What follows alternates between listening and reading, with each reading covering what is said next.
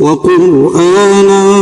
فرقناه لتقرأه على الناس على مكث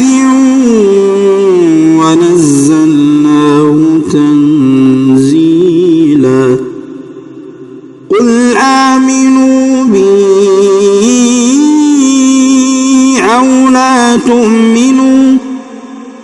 إن الذين أوتوا العلم من قبله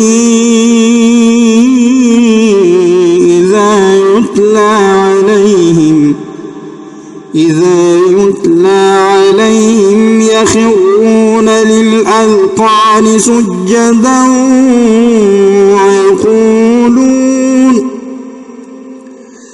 ويقولون سبحان ربنا إن كان وعد ربنا لمفعولا ويخرون للأذقان يبكون ويزيدهم خشوعا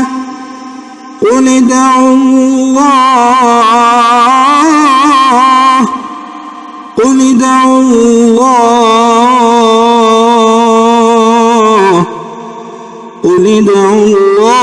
أو ادعوا الرحمن أيما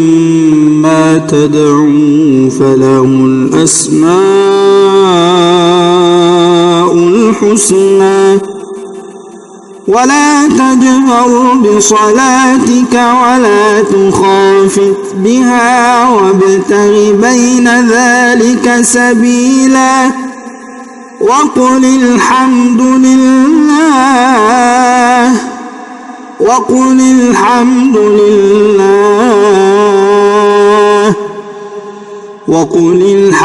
لله الذي لم يتخذ ولدا ولم يكن له شريك في الملك ولم يكن له ولي